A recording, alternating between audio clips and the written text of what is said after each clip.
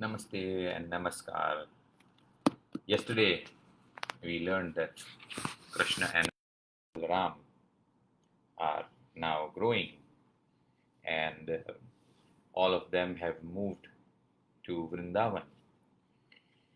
And there again some of the Daitya Rakshasas were attacking them, and then Dhenukasur and then Bakasur and then Aghasur and all of this, and then Brahmaji also tried to test a few things, and he was also given a good learning and a lesson.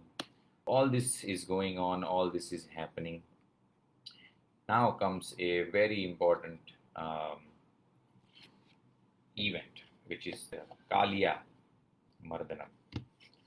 So, in one part of the river Kalindi, there was a pool which was contaminated by the presence of 100 hooded serpent called Kaliya, huge serpent. The monster had been living in the pool with his family for many yugas.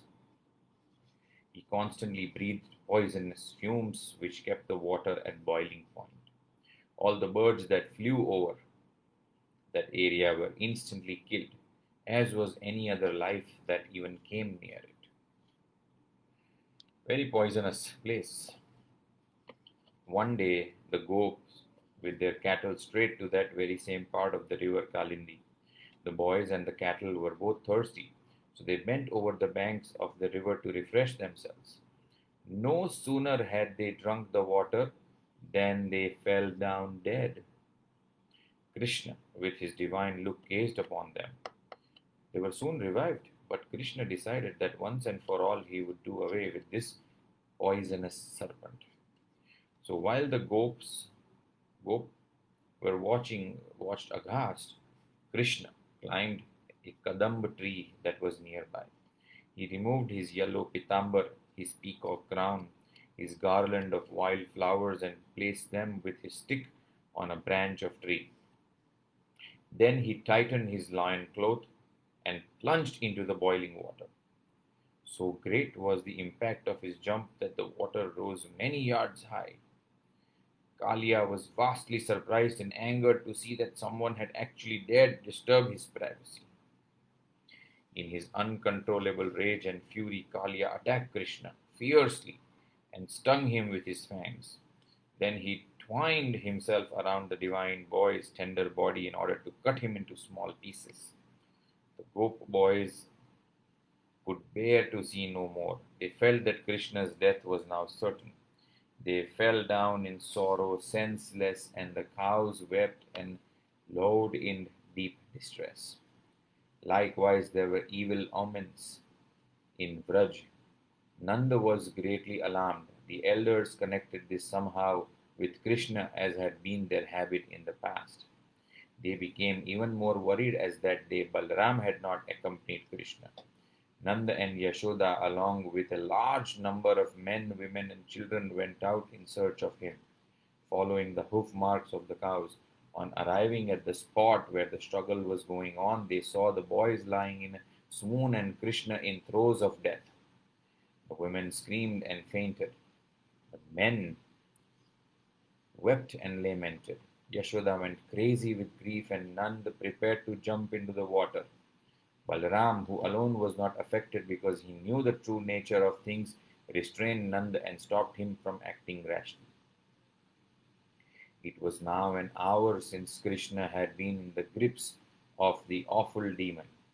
When he saw the distress of the people on the banks of the river, Krishna inflated himself to such a huge size that Kaliya lost his grip and could no longer hold him. Krishna now danced around him, and a little fatigued, the serpent also moved with him. Krishna then leaped onto the outspread hoods of Kaliya and broke them one by one. Kaliya was furious and hissed loudly. Fire and poison issued from his mouth and nostrils, and he twisted and twirled to free himself of Krishna. But Krishna continued dancing on his head and breaking the hoods. The sight was indeed very beautiful. The Devs sang in joy and showered flowers on Krishna from heaven. Soon Kaliya was exhausted by his own struggles.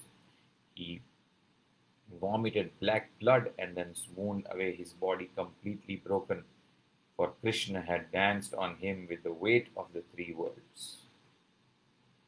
Seeing their husband in a death-like swoon, the chaste wives of Kalia approached Krishna and earnestly prayed for his life and worshipped the Lord with deep devotion.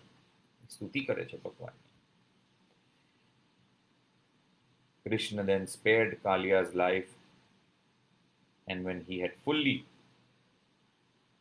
regained consciousness, he humbly begged his pardon. He said, "O Lord of the universe, Jagadishwar, we who are steeped in tamas are vicious by nature. This we cannot overcome without your grace. Please show us this grace or punish us as you think fit." Krishna said, "Go, Kalia, with your wife and children. Go and live in Ramanaka Dweep. Leave these waters free for human beings and animals. Garud, of whom you are mortally scared since he is your sworn enemy, will not harm you, because your hoods bear my footmarks. Go and live in peace." Kalia, with his entire family, left for Ramanak Dweep as commanded by Krishna. Ever since then, the waters of the Yamuna have been pure and sweet. આ પ્રસંગ ઉપર નરસિંહ મહેતાએ બહુ સરસ ભજન પણ લખ્યું છે. જળ કમળ છાંડી જાને બાળા, સ્વામી અમારો જાગશે, જાગશે તને મારશે મને, બાળ હત્યા લાગશે, હે જળ કમળ છાંડી જાને બાળા. When Krishna came out of the water, he was wearing rare gems and jewels, and his body was smeared with sandal paste. These gifts were given to him by the wives of Kali. The people of Vraj embraced Krishna and they shed tears of joy. The cows and their calves were seen frisking about instinctively in their inexplicable delight. Yashoda hugged him again and again, and Nanda distributed gifts to one another. The people of Vraj were by now extremely tired due to the intense activities of the day, so they decided to spend the night on the banks of the river. When they were resting at night, a fire broke out in the forest on account of the great summer heat. The gop and the gopis were woken up by the scorching flames and ran to Krishna, begging him to save them. Krishna drew near, swallowed the fire, and wiped out all the sign of destruction wreaked by it. Slowly, the seasons changed. Summer passed into the rainy season, the rains passed into autumn, and autumn into winter. And once again it was summer. One day, Krishna and his companions had gone to a distant forest, driving their cattle before them. The summer sun was fierce, and the day was very, very hot. Krishna and the cowboys found shelter under the cool shade of a tree. To his companions, Krishna said, "Look, friends, how noble these trees are. Truly they live for others. They themselves bear the tortures of wind, rain, sun, and frost, but always offer protection to others from them. In the service of living beings, they offer all their leaves, flowers, fruits, shade, roots, bark, fragrance, their juice, their ashes, fuel, buds, and everything. Of all beings living on this earth, only they justify their birth who use whatever they have in service of the fellow beings. They be wealth or wisdom." એટલું સરસ વૃક્ષો વિશે સમજાવ્યું. Now, thus, engaged in the conversation, Krishna and the gop passed from the shade of one tree to another till they arrived at the banks of the river. The cows and the boys plunged into the river to refresh themselves. By the time they came out, they had worked up a tremendous appetite. So they asked Krishna and Balram to find them something to eat. Krishna remembered that not far away there were some Brahmin women who were devotees of Sri Hari and whose husbands were at the time engaged in performing a yajna. He instructed them to go to these Brahmins and to beg of them some cooked food in the name of Krishna and Balaram. The gopis went to the Brahmins and with folded hands asked them to spare some food for Krishna and his companions. But the Brahmins paid no heed. They were intent on completing the yajna from which they hoped to gain some small merits. This is the real poverty. When you have an opportunity to serve, and serve who? Jagadishwar himself. You are busy with doing that little yajna and getting some little material things out of it. The disappointed gopis went back to Krishna and reported to him their failure in getting food. Krishna laughed and asked them to go back to the Brahmin ladies. They, when they heard that Krishna was in the neighborhood, could not wait to get there to see him. They tastefully arranged the food on golden platters and, ignoring the protest of their husbands, sons, brothers, and friends, they hurried to the place where Krishna waited with his companion. When they saw the blue boy clad in yellow silk, the peacock feather in the coronet of tender leaves on his head, decked with fresh water lilies and a garland of wild flowers, they felt a tremendous upsurge of love for him. The Brahmin ladies then embraced Krishna and fed him lovingly. Krishna smiled at their devotion and said gently, "Welcome, O noble-minded ladies. You have overcome all obstacles in order to come and meet me, who am I, who am, in truth, your Atma, your innermost self. Nothing in the world can be dearer than the Atma. Because of the Atma, it is that husband, wife, relative, and friend are dear. Now that you have seen me, go back to your husbands and help them to end their yajna successfully." The Brahmin ladies said, "Lord, do not be so cruel. We have left our homes and husbands. We have cut off all attachments that we may come and serve you, that we may adorn our heads with the tulsi thrown from your feet. Even if we now return, we will not be accepted by our husbands and our brothers. Therefore, Lord, please grant us refuge at your feet." તમારા ચરણ કમલમાં અમારી શરણાગતિ સ્વીકાર કરો. અમે પાછા જઈશું તોય અમને કોઈ સ્વીકૃતિ નહીં આપે અને અમે બધા જ એ બંધનો, અમારી બધી જ આસક્તિઓનો ત્યાગ કરીને તમારી શરણાગતિમાં આવ્યા છીએ.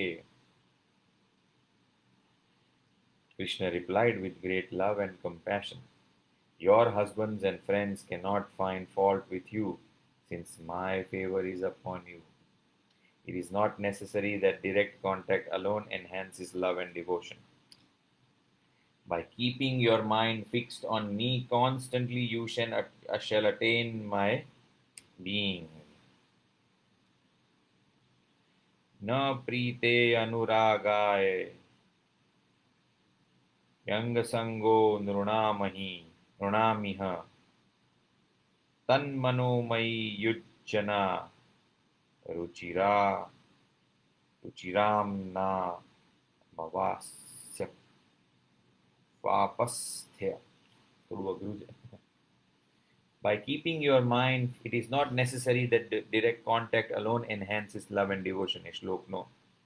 By keeping your mind fixed on me constantly, you shall attain my being. The Brahmin women prostrated to Krishna and went back to their homes and husbands. They were well received, and the husbands, seeing the boundless devotion of their wives, themselves began worshipping Krishna. Now, the rainy season was drawing near, and in the Vraj there were great preparations for a yajna going on. Krishna approached his father respectfully and asked, "What is all this about, father? In whose honor is this sacrifice being performed? What will be its outcome?" ભગવાન કેવી લીલા કરે છે, પૂછે છે. યજ્ઞ થવાનો હતો તો પોતાના પિતાને જઈને કે આ છે શેના વિશે અને કોના માનમાં આ બધું થઈ રહ્યું છે અને આનો પરિણામ શું આવશે? Nanda said, "Son, Indra is the god of clouds and rain. Rain gives life to all beings. Therefore, Indra is to be worshipped. Besides, we have to respect the tradition which has come down to us from our forefathers. Krishna replied, "Why do you talk about thanking Indra? The birth and death of man are preordained according to their karma. Where does Indra come in and when people are governed by their own karma? જ્યારે મનુષ્ય પોતાના કર્મથી જ આખા ગવન થયેલા છે તો પછી આમાં ઇન્દ્ર ક્યાંથી આવે? તમે ઇન્દ્રને શું કરવા ધન્યવાદ કહેવાની વાતો કરો છો?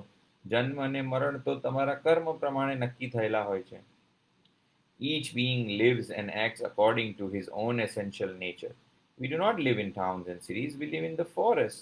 The cows are our means of livelihood, they are our wealth. Let us then worship them. Let us worship the Govardhan mountain with its green grass and rich pasture lands. With the preparations already made, let the Brahmins offer sacrifice to the cows, the mountain, and to me. Whatever remains, let us distribute it to everyone, even down to the downtrodden dogs and pariahs." Nanda and all the elders thought that this is an excellent suggestion. So then Indra did not get his usual worship. It was the cows and the Govardhan mount which received the adoration of people of Raj. Now Indra became terribly angry and jealous. He made up his mind to seek revenge. He sent forth his clouds and winds, which were generally kept in reserve for doomsday. મહાપ્રલય માટે જે વાદળો અને જે વરસાદને અને જે પવનને રોકી રાખવામાં આવેલો ઇન્દ્રએ મોકલી દીધો. He instructed them to wreak havoc on Vrindavan and to destroy the land and people completely. He promised to be on their side astride his magnificent white elephant Airavat in the company of the wind god Vayudev. જાઓ કે તમે, હું તમારી સાથે છું, ઐરાવત ઉપર પાછળ આવું છું વાયુદેવને લઈને. The clouds were released from their chains. There was thunder and lightning, the like of which had never been seen on earth. Rain poured down in continuous sheets. There were thunderstorms and hailstorms. Water flooded in every house, hut, shelter, and cowshed. Human beings and animals became blue with cold and looked as though they would die. The extreme dampness and cold made their knees knock and their teeth chatter. The people were in great distress. Not only were their houses destroyed, even their food was spoiled. There was nothing for them to eat now. Their children looked frozen and pinched with hunger. At last, the gopis took their babies to Krishna and pleaded with him to save them from the anger of Indra. Krishna was moved when he saw their plight. He lifted Govardhan with one hand and called all the people to take shelter underneath it. For 7 days it rained without stop, and for 7 days Krishna held aloft the Govardhan mountain while the people took refuge under it. ટચલી આંગળીથી ભગવાને ગોવર્ધન પર્વત ઉચકી લીધો. Indra was puzzled and surprised. When he realized how futile was his anger and jealousy, he grew ashamed and withdrew the clouds and wind. The sun came out and shone brightly. The flood subsided, the land became dry once again, and the river's flow became calm and clear. The people of Vraj came out and went back to their old places, and Krishna replaced the hill. The gopis showered on him unbroken rice and rained flowers and blessings on him. The news of Krishna's feats soon spread. The elders of the clan got together and marveled at the superhuman achievement of the young boy. He remembered all his deeds from infancy onwards and spoke of their wonder to Nanda. It was then that Nanda told them that Garga had identified the boy with Sri Narayan at the naming ceremony. The Gop accepted the divinity of Krishna and worshipped him as Lord of the universe, Jagadishwar. By this time, Indra too had come to his senses. Very apologetically he approached the Lord and prostrated before him. He touched his feet and begged his pardon.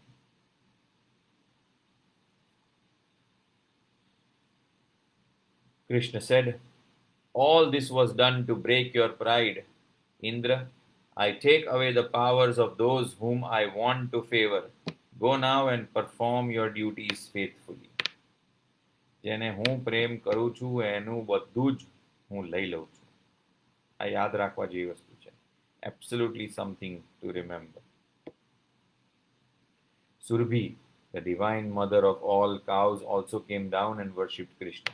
She bathed him with her milk, and Indra and other gods bathed him with the waters of Akash Ganga, and they all called him Govind. The rishis, siddhas, gandharvas, and vidyadharas all rejoiced at the holy ceremony. The three worlds were filled with joy. Everyone felt the holy presence of Lord and found him blessed.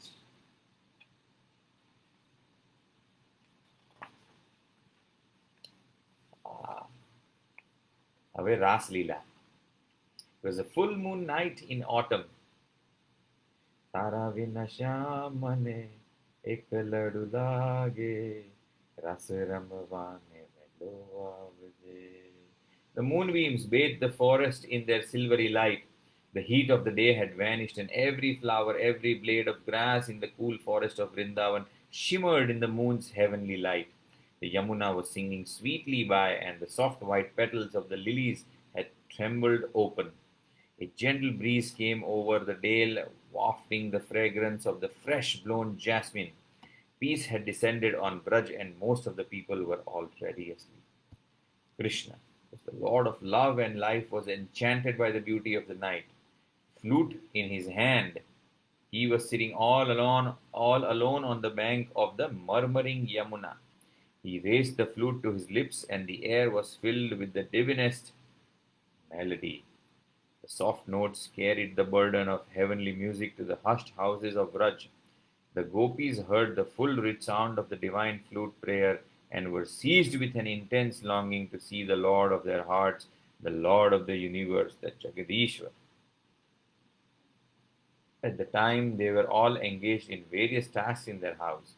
Some were closing up the cowshed, some were settling for the night, some were feeding their babies, some were boiling the milk, some were serving food to their elders, and some were serving the food to their husbands.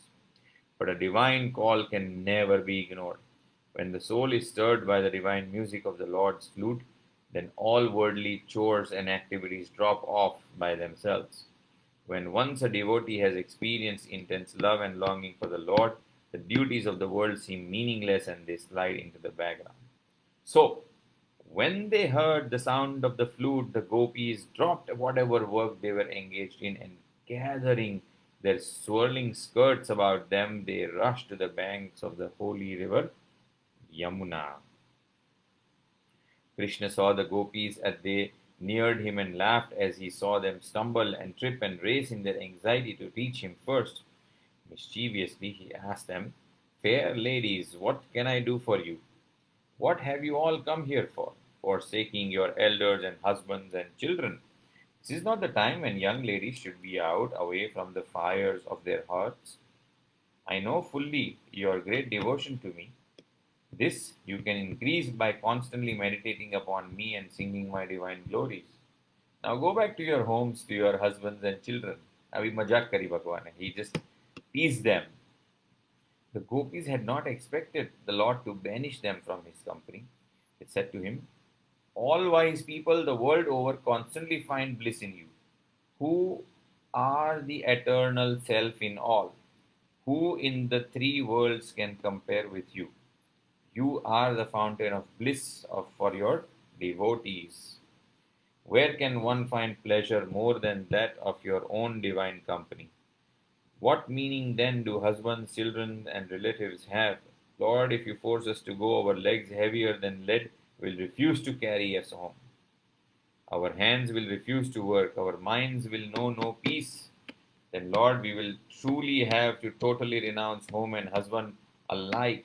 And then, like rishis and yogis, we'll have to seek you in silence of meditation. Therefore, please be kind to us and let us remain for some time in your company divine." Krishna smiled. He was touched by their sincerity and deep devotion. So he took them to the riverside.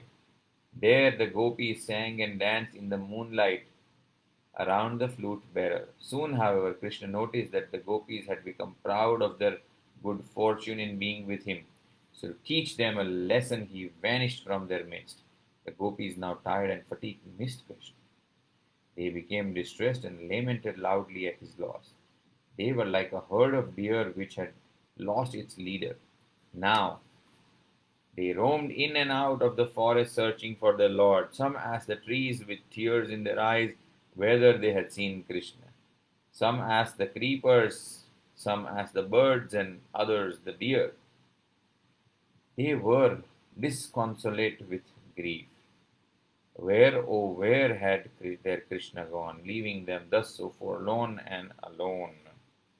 Ha Nath Raman Preshth Kvasi Kvasi Mahamuja Dasyaste Krupanaya Me Sakhe Darshaya Sannidhim.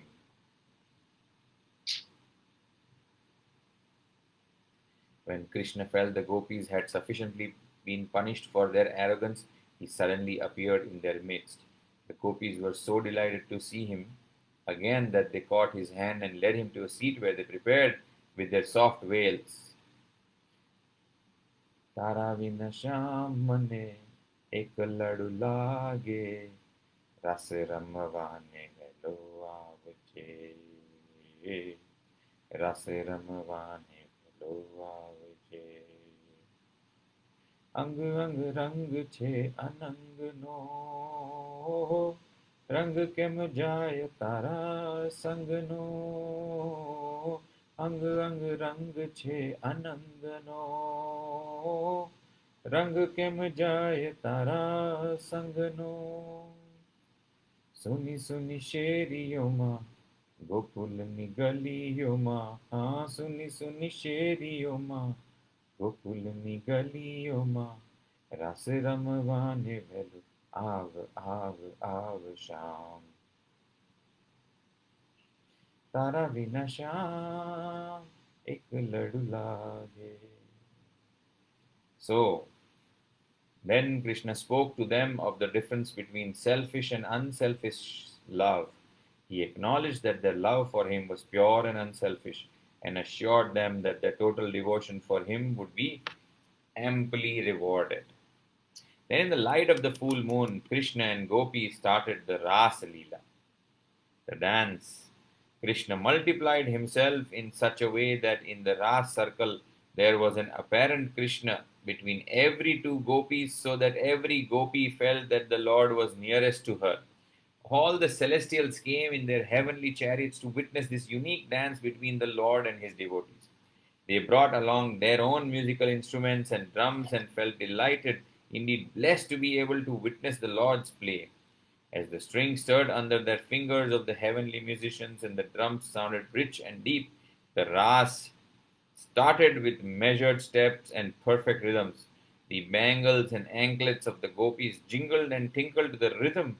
Their limbs swayed and their skirts swirled with an unearthly beauty. The pace of the dance slowly quickened, and soon the dance had developed a quality of great ecstasy and divine fervor. Then, as the dance came to an end, Krishna, followed by the gopis, entered the cool waters of the Yamuna. They emerged after a refreshing bath. By the time it was Brahma Muhurat, auspicious hour before the dawn, and the gopis reluctantly, though still filled with divine ecstasy, made their way home. Bhagwan Ras Leela. How wonderful was this love the gopis had for the Lord of Vrindavan! How beautiful in its utter simplicity! How innocent and childlike in its complete lack of self-consciousness! Oh, lack of self-consciousness! Incredible. The gopis are the sattvic devotees, their minds always fixed on their self, which is Krishna. Like the needle in the compass always seeks the north, so too the minds of the gopis were always turning to the lotus feet of the Lord. Let us now dwell deeply and meditate upon this marvelous Leela of the Lord, the supreme love between the devotees and their beloved, that we too may rise above our lower tendencies and baser instincts, that we too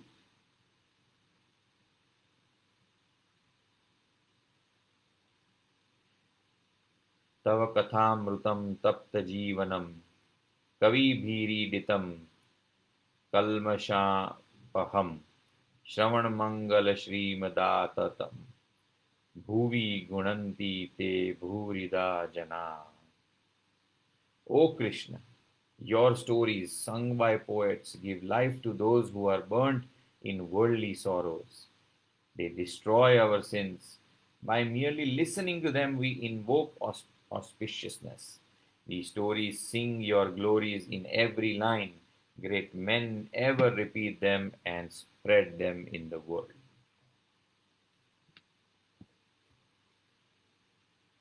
Now, I think we should take a pause over here, because now then the story of Sudarshan, Shankhachuda, Narad and Kansa. So the story then goes further, and then Akrurji comes with a message, and then Krishna goes to Mathura and then takes Kansa out. Kansa is then dead, and then things move on further. But we are going to pause over here. So, Ajay. Indra ભગવાનનું ગમન તૂટ્યું, કાલિયાનું ગમન તૂટ્યું, અને ગોપીઓને પણ જે ઘમંડ થઈ ગયેલું એ ગોપીઓનું પણ ઘમંડ તૂટ્યું. અને જે પેલી બ્રાહ્મીણ બહેનો હતી કેવા ભાગી ગયા કૃષ્ણને મળવા માટે, અને પેલા જે યજ્ઞ તપ જપ બધું કરતા હતા એનું ફળ સામે આવ્યું તો એ નથી મોઢું ફેરવી લીધું દરિદ્રતા. તો નેક્સ્ટ ટાઈમ આપણે આને કથાને આગળ વધારીશું. ટિલ દેન નમસ્તે અને નમસ્કાર.